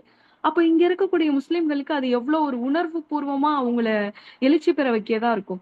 ஏன்னா இந்த குறைஷிகளால முஸ்லிம்கள் தங்களுடைய குடும்பத்தாரை இழந்திருக்காங்க, தங்களுடைய மனைவி பிள்ளைகள் உறவுகள்னு நிறைய இழந்திருக்காங்க, நிறைய நஷ்டம் அடைஞ்சிருக்காங்க. இந்த குறைஷிகளுடைய இன்னல்களால அவங்க வாழ்ந்த சொந்த ஊரை விட்டே வெளியில வந்தாங்க. அப்ப இப்படிப்பட்ட தன்னுடைய எதிரிகள் கிட்ட அவங்க போடுற எல்லா கண்டிஷனுக்கும் சரி அப்படின்னு சொல்லிட்டு கையெழுத்து போட்டுட்டு வந்தா எப்படி இருக்கும்? நம்மளா இருந்தா செய்வோமா? அது எப்படி? ஒரு குடும்ப பிரச்சனையிலேயே நம்மளுடைய தாயும் தந்தையும் சரி சமாதானமா போயிரலாம் அப்படின்னு நம்ம சொன்னா நம்ம என்ன சொல்லுவோம்? அது எப்படிம்மா நீங்க சமாதானமா போலாம்? உங்கள எப்படி பேசுனாங்க? உங்கள எப்படித்தான் பேசுனாங்க? நம்ம எப்படி இதுக்கு ஒத்துட்டு போறது? அப்ப எவ்வளவு நம்ம உணர்ச்சி பொங்க நம்ம பேசுவோம். அப்ப ஹுதைபியால எல்லாருக்கும் அந்த உணர்வு இருந்ததுல. அந்த உடன்படிக்கையின் போது. ஆனா அந்த உணர்வுகள் எல்லாத்தையும் தன்னுடைய குடும்பம் பாதிக்கப்பட்டிருந்தாலும், தனக்கு இழப்பு ஏற்பட்டிருந்தாலும், தனக்கு நஷ்டம் ஏற்பட்டிருந்தாலும், இது எல்லாத்தையும் யாருடைய வார்த்தைக்காக அந்த இடத்துல பொறுத்துக்கிட்டாங்க? ரசூலுல்லாஹ்வுடைய வார்த்தை. ரசூலுல்லாஹ் சரின்னு கையெழுத்து போட்டு கொடுத்த அந்த ஒரு நிகழ்வு. அப்ப இவங்க எல்லாம் ரசூலுல்லாஹ் மேல அப்படி அளவு கடந்த அன்பை வெளிப்படுத்தியிருந்தாங்க. இன்னும் உமர் ரலியல்லாஹுடைய மகனான அப்துல்லா இப்னு உமர் ரலியல்லாஹு அன்ஹுவ பத்தி அவங்களுடைய வாழ்க்கையை நம்ம பார்க்கும்போது தெரிஞ்சுக்கலாம். அவங்க ரசூலுல்லாஹ் மேல எப்படி அன்பு வச்சிருந்தாங்க, ரசூலுல்லாஹ்வை எப்படி பின்பற்றினாங்க. அவரு நடக்கும்போது கூட தன்னுடைய பாதத்தை 2 எட்டு எடுத்து வச்சுட்டு அளந்து பார்ப்பாராம். ரசூலுல்லாஹ்வுடைய இடைவெளி இவ்வளவுதானே இருக்கும் அவங்க நடக்கும்போது. உட்கார்றதுல, பேசுறதுல, சிரிக்கிறதுல, ஒரு மனிதரை உபசரிக்கிறதுல எல்லாத்துலயுமே அவர் ரசூலுல்லாஹ்வை அப்படியே இன்ச் பை இன்ச் பின்பற்றுறாராம். ஆனா நாம எப்படி ரசூலுல்லாஹ்வை பின்பற்றோம்? நம்மளுடைய வாழ்க்கையில ரசூலுல்லாஹ்வுடைய பின்பற்றுதலுக்கு என்ன நிலை இருக்கு? அதிகபட்சம் இபாதத்துகள்ல ரசூலுல்லாஹ்வை நம்ம பின்பற்றோம். சுன்னத் தொழுகைகள் தொழுகிறது, நோன்பு வைக்கிறது, பண்புகள்ல எங்க ரசூலுல்லாஹ்வை நம்ம பின்பற்றோம்? அன்றாட வாழ்க்கையில எங்க நம்ம நபி ஸல்லல்லாஹு அலைஹி வஸல்லம் அவங்கள பின்பற்றோம்? ரசுல்லாவை யாராவது ஒரு வார்த்தை குறை சொன்னா அதுக்காக நம்ம வீரமா பேசுறோம். ரசுல்லாவை எங்கேயாவது அவதூறு பேசினா அதுக்காக நம்ம வீரமா பொங்கி எழுறோம். நம்ம தூதர் நம்மளை எப்படி பார்ப்பாங்க? வெறும் வார்த்தைகளால மட்டும்தான் நீ என்ன நேசிச்ச, நீ உண்மையிலேயே என்னை பின்பற்றி இருந்தனா உன்னுடைய வாழ்க்கையில அது பிரதிபலிச்சிருக்கும்னு நம்மளை பார்க்க மாட்டாங்களா? இப்ப வெறும் வார்த்தைகளால நேசிக்கக்கூடிய மனிதர்களா நம்ம இருந்தோம் அப்படின்னா அதை நம்ம மாத்திக்கணும். ஏன்னா நம்மளுடைய நம்மளுடைய வாழ்க்கையில நபி ஸல்லல்லாஹு அலைஹி வஸல்லம் அவங்களுக்கு ஹுதைபியால எப்படி அந்த நபித்தோழர்கள் கட்டுப்பட்டு அவங்கள பின்பற்றினாங்களோ அதே போல ஒரு நபி மொழியவாவது நம்ம பின்பற்றணும். ஏதாவது ஒரு விஷயத்திலயாவது ரசூலுல்லாவுடைய சுன்னாவா நான் பின்பற்றுவேன். தூங்கும் போது உள்ள சுன்னாவா இதை நான் கரெக்டா எப்பயுமே ஃபாலோ பண்ணுவேன். தூங்குறதுக்கு முன்னாடி மொபைல் போனை பாக்குறதோ ரொம்ப நேரம் போன்ல நேரத்தை செலவழிச்சுட்டு படுக்கிறதோ நான் செய்ய மாட்டேன். தூங்கி எழுந்த உடனே முதலாவதா இந்த துவாவையோ இல்ல இந்த ஆல இம்ரானுடைய முதல் வசனங்களையோ நான் ஓதிடுவேன். இந்த சுண்ணாவையாவது நான் ஃபாலோ பண்ணணும் அப்படின்னு ஏதாவது ஒன்னையாவது நம்ம உறுதிமொழி எடுத்துக்கணும் இன்ஷா அல்லாஹ். ஏன்னா நமக்காக நம்மளுடைய தூதர் நாளை மறுமையில கௌசருடைய நீர் தடாகத்துல காத்துட்டு இருப்பாங்களாம். எப்படி நம்மளுடைய தூதர் காத்துட்டு இருப்பாங்க அப்படிங்கறத அவங்களே சொல்றாங்க பாருங்களேன். ஒரு தாய் தன்னுடைய குழந்தைக்காக காத்துட்டு இருப்பது போல ரசூல்லா காத்துட்டு இருப்பாங்களாம். ரசூல்லா சொல்றாங்க, என்ன நீங்க மறுமையில எங்க பாப்பீங்க அப்படின்னா நான் உங்களுக்காக கௌசர்ல வெயிட் பண்ணிட்டு இருப்பேன். நான் உங்களுக்காக கௌசர் நீர் தடாகத்துல இருப்பேன். என்னுடைய கைகள்ல அந்த நீர் குவளைகளை வச்சுட்டு நான் காத்துட்டு இருப்பேன் உங்களுக்கு நீர் கொடுக்கறதுக்காக. நம்ம சில ஸ்போர்ட்ஸ் மீட்ல எல்லாம் போனா இந்த காட்சியை நம்ம பார்க்கலாம். குழந்தைங்க பங்கேத்துட்டு வராங்க, அவங்க டயர்டாயி வராங்கன்னா எல்லா அம்மாமார்களும் எல்லா தாய்மார்களும் கையில அவங்களுக்கு தண்ணியோ இல்ல பசி அவங்களுக்கு வந்துரும், டயர்ட் ஆயிருவாங்க அப்படிங்கிறதுக்காக ஏதோ ஒரு உணவை கொடுக்கறதுக்கு தயாரா இருப்பாங்க. அப்ப அப்படி நபி ஸல்லல்லாஹு அலைஹி வஸல்லம் அவங்க நமக்காக கௌசர் நீர் தடாகத்துல காத்துட்டு இருக்காங்க. அப்ப அங்க போய் ரசூலுல்லாவுடைய கையால நீர் வாங்கி குடிக்கிற அளவுக்கு நமக்காக ரசூலுல்லா காத்திருந்து நீர் கொடுக்கிற அளவுக்கு நம்ம தகுதியான ஆட்களா, நம்ம தகுதியான நபர்களா இருக்கோமா அப்படிங்கிறத சிந்திச்சு பார்க்கணும். ரசூலுல்லாவை நம்மளுடைய வாழ்க்கையுடைய முன்மாதிரியாவும் அவங்கள நம்மளுடைய வாழ்க்கையில பின்பற்றக்கூடிய மனிதர்களாகவும் மாறணும். அல்லாஹ்வுடைய அன்பை பெறக்கூடிய மனிதர்களாகவும் மாறணும் அப்படிங்கிற துவாவோட இன்ஷா அல்லாஹ் இன்றைய நிகழ்வை நம்ம நிறைவு செய்வோம். இன்ஷா அல்லாஹ் நாளைக்கு இதே தலைப்புல மறந்து போன மாண்புகள் அப்படிங்கிற இதே தலைப்புல இன்ஷா அல்லாஹ் நாளைக்கு வேற ஒரு நினைவூட்டல்ல சந்திக்கலாம். கஃபரா ஓதிக்கலாம். சுப்ஹானக்கல்லாஹும்ம வ பிஹம்திக அஷ்ஹது அல்லா இலாஹ இல்லா அன்த அஸ்தக்ஃபிருக வ அத்தூபு இலைக். ரப்பனா தக்கப்பல் மின்னா இன்னக அன்த ஸமீஉல் அலீம். அஸ்ஸலாமு அலைக்கும் வரஹ்மத்துல்லாஹி வ பரகாத்துஹு. வலைக்கும் وعليكم அஸ்ஸலாம் السلام ورحمة வரஹ்மத்துல்லாஹி الله வபரகாத்துஹு. وبركاته. வலைக்கும் அஸ்ஸலாம்.